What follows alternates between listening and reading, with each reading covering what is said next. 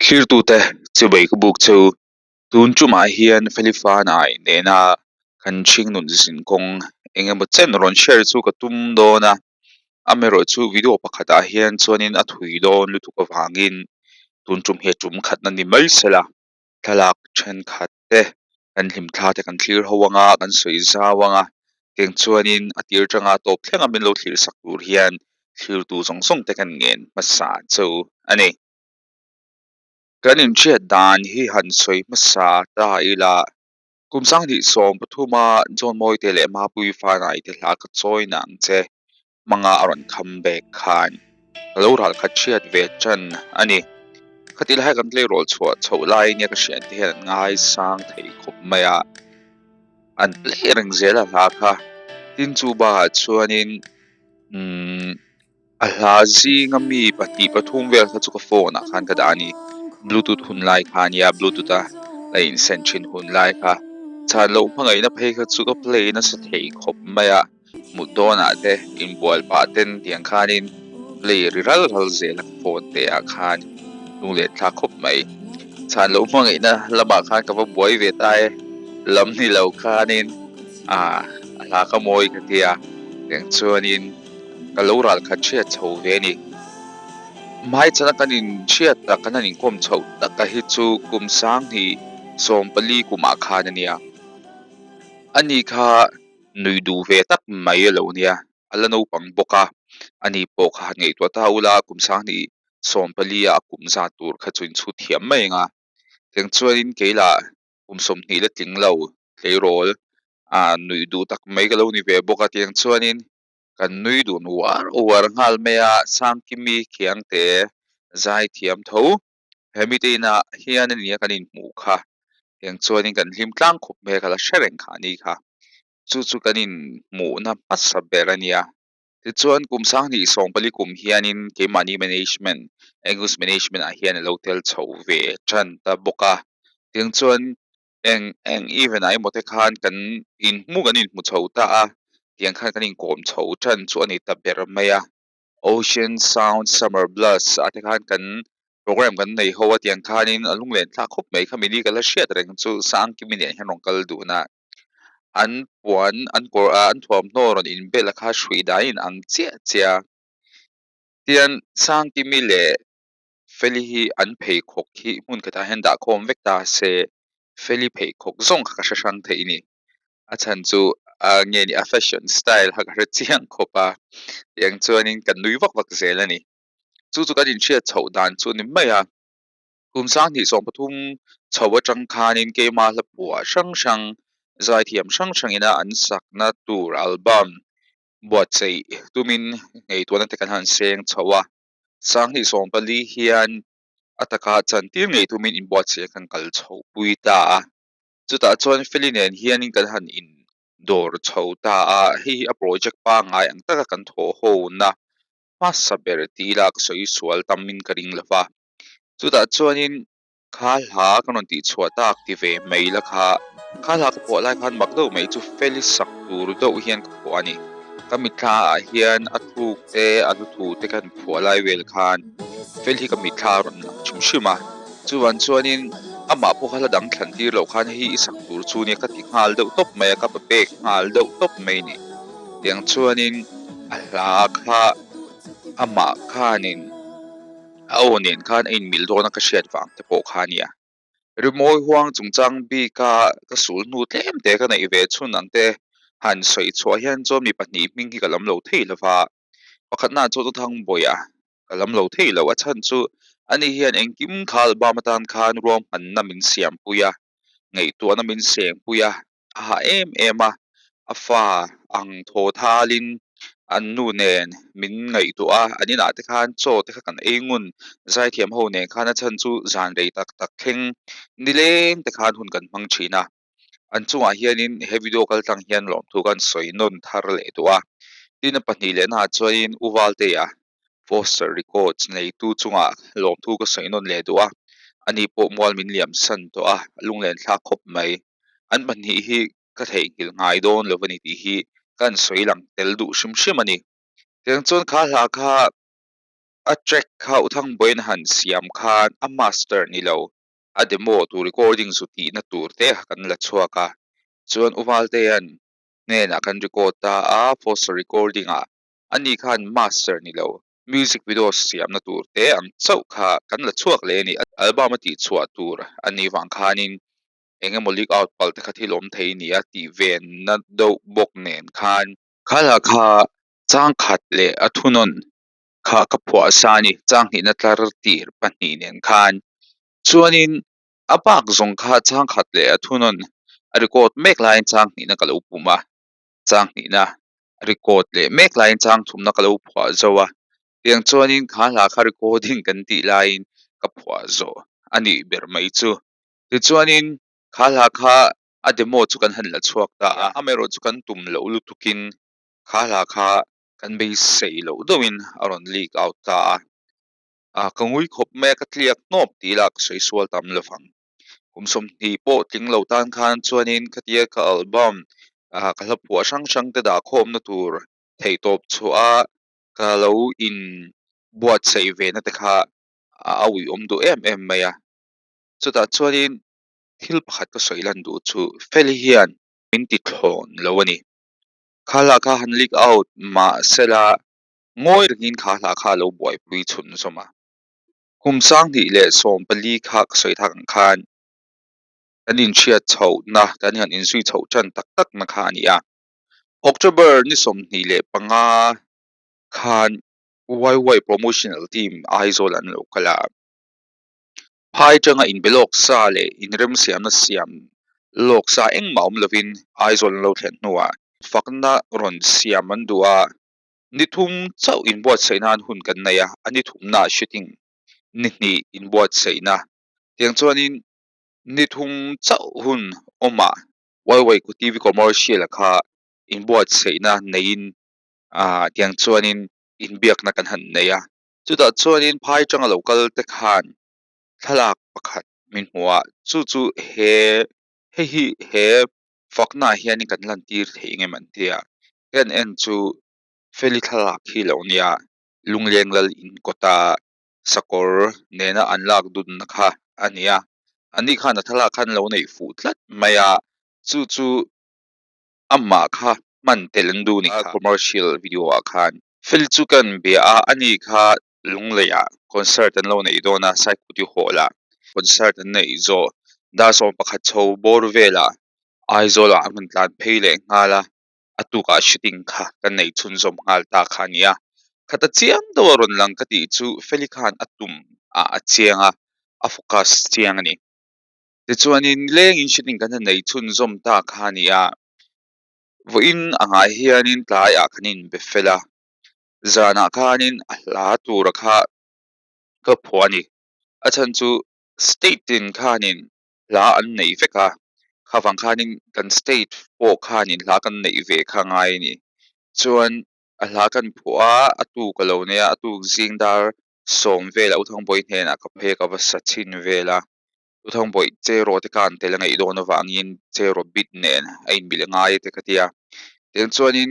dakar khat vel hi kan nga ka dakar khat vel chung khat uthang boi hian siam zo ni kha chak kha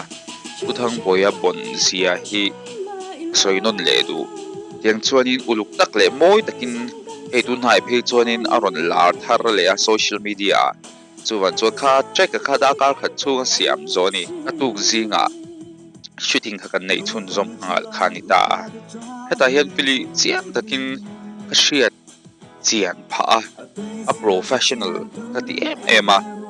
ama de ha kom ngai zual pha ka du sak zual pha tiang chuanin ama nen khanin kan inkar kha that pha ani nilengin zingdaria ta changin shooting kan chana khasa kan somli le panga tur chau kha taya khothim do da kan shoot so chawani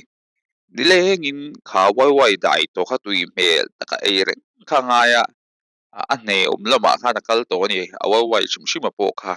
amero chu mel tu me mo han ner kwal vele mo in la engi mo eng ma lo khan top thlengin shooting nuam tak kan manga fiam thu te kan tho dar dar ateng khanin kha feli chiang taka ka hriat chian zual na ania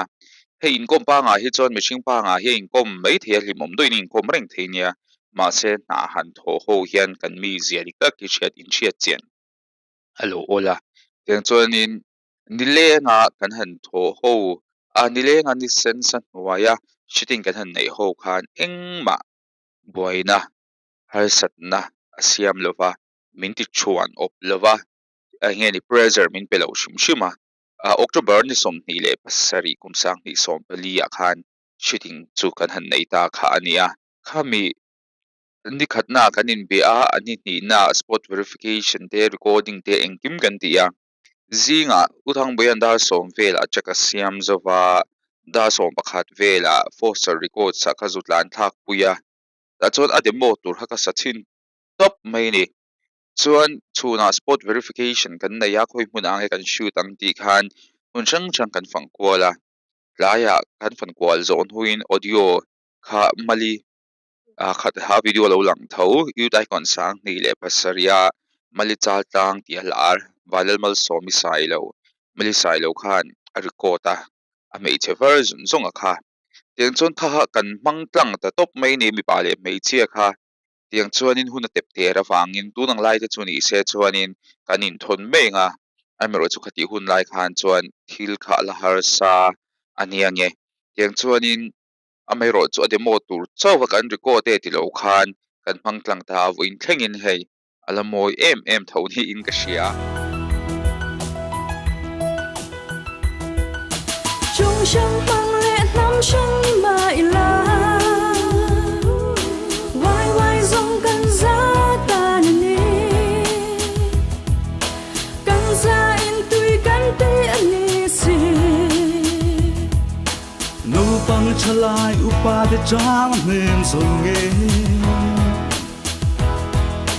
tuy giờ sẽ chiang tu đến ai về rồi cái chuyện hiểu lòng quay quay tuy là gì Cần thiên lai á,歪歪。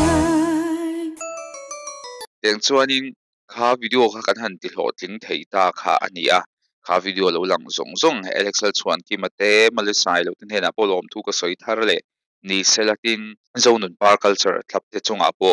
lom thu ka soi duwa khata lo lang tam tak te kha chu nupui fanau te an nei hlom to in ka hria nupui pasal te nei in tiang chuanin tuna heron lar thar le ta ka po hian lunga len ve ka ring e po ka lunga leng he kum som lai lo liam ve thareng mai tuna athalak screen a lo lang le hi November ni khat kumsang ni le sompali ania hei hi Regency Conference Hall ania asir berachang hianin han enila hi zwalboi ania stil thanzami lansi remel shwai ania dot le feli ania lunglen tha khop mai hei hi angus volume 1 campaign opening function kan nei ania kan artist chen khatte annon langani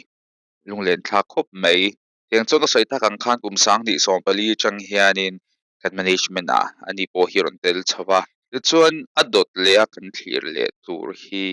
ang ni som panga February ni som ni ania chan mari waime hall backstage green room a khan ania tuna kan hmu te hi a side dancer masa ber ten ni an hming chu ramruati remren thleile angel na chak chuak te an ni a an lunga leng ve karin tiang chuanin hi felin he rumoi kovela side dancer an nei masak belte an ni a he zan hi NECS cup kick off ni ta in ka hria he mi zan hian ka liame ti hla kha sa adot le kan thlir le tur pakhat hi in lunga leng le don kumsang ni som panga February ni som ni le pan ni ami ni a hei hi durtang gozen veng section waima section thar hon zan ani a refreshment kan ei lai ni a he zan hi kan soi zau du chu amma khanin midang zai thiam tang khan la khan san sa to a amero chu mipui po kha hi an phu sa chak to ni amero chu hla khan on thlang kul hlom box sia englangai ka sakang ate boruak kha he an ni deuh chur maya chuan kei khanin kan ngei tua do wang khanin valmoi check thei kengem katia o kenge tia kha khasaro katia chuanin a phone min pe check chu ka play ta chuan an han zai ta kha patling pui po kha thut na tang kha nya ron thor non lam chuak ta makdo mei chu feli hianin azai hianin mipui hi min chap tatini a hu hanga nei na a ron lang he zan tang hianin a hu hang nei na hi chiang takin ka fila a chan chu kan program nei na kha min kota ania amei ro chu hei rem lo khan stage te po a that pa ado chop ni lo khanin e min kot maya kong sira kha program function kha mang kan nia feli an zai ta kha chu mipui khan chu hle thei lo ni feli hian shuai tu anei hu hang anei ti chiang takin he zan hianin ka hriani tin makle do pakhat chu feli a zai reng reng hian a zai thiam lo lama hianin kan ril ru hi a awm vak lo a boruak hi a ron keng tel tlat mai ni mipui hi an lam ngal em zel mai a chuanin ama khanin hu hang anei tlat ani khatia an han lam zeilo dowa an lam te kha a zei tlat mai ni makdeuh chu an hanin sawi vel te kha midang aya a zeina hi shelo ma se a hanin sawi vel te kha engemaw charming charisma kha anei tlat mai ni ma khan chuanin kha zan atang khan feli thil ti theina kha chiang takin ka hmu ani tiang chuanin kan hanin zui chho ta zela hei hi feli music video TV maila kan shoot lai behind the scene ania ki ke pokal thau chakhop mai tiang chuanin kha hla kha kan let pui le du chowa khati a han leak out chho ta ka khanin ril ru kha a boy chho em maya engtiang in nge ma kan la kan thia amei ro chu a leak out wa ti vak ngai na om lowa chutia kan boy lai chuanin a video kan lia me kha kan han boy pui chun zom ta a he kha chu collection tur ani awang khanin midang ruala release tur khania chuanin ama music video kan lia me kha kan han boy pui chhota a heritage a tel le hmun chang a kan shoot a tiang chuanin kha sang ni som panga ati chhuania ma sekhatia program anei kar laka khan ngo ringin tive mei la kha alo boy pui chun zom char hi lo nia ti chuan kum sang ni le som paru khan kha la khati chhuadu thu min shil ta ni chuan hei audio po khalo record vek to a te a check te kha ma na lo boy pui veka recording kan ti ni po hian kalau shil chep chema se kalau shil le lo che a dia rem ti lo kha hlau do ni khan ka shia khatia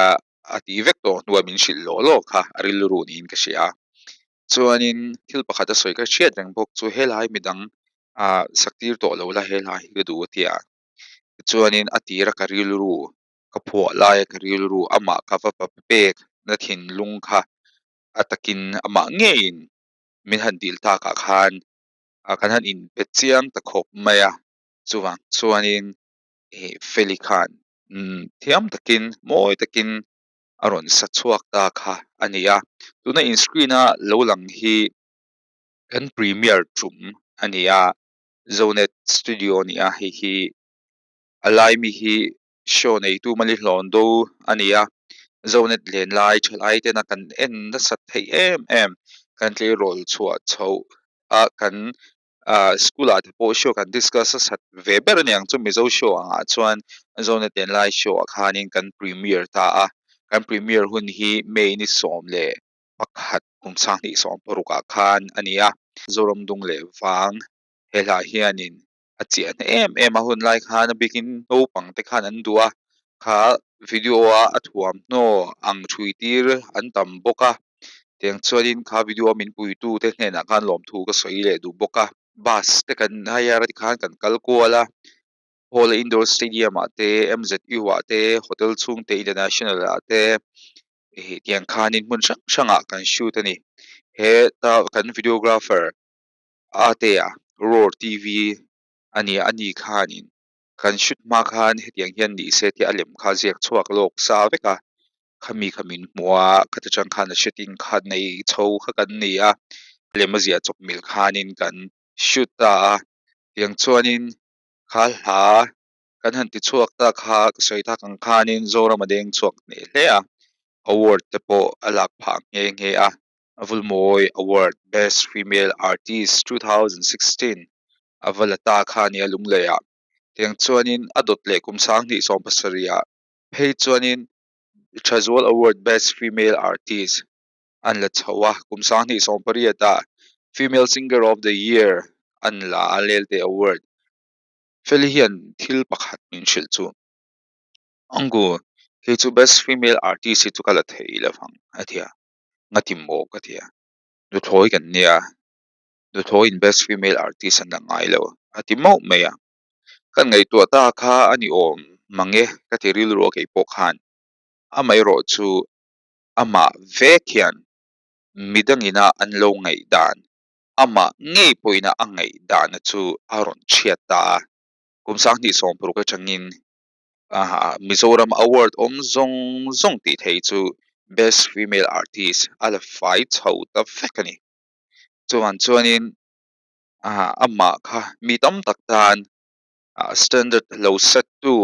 ania mi pakhatan hianin vui khati swala wangin kan chance hi a chhevek ta love ti ron lan tir tu ni in ka siama kha tin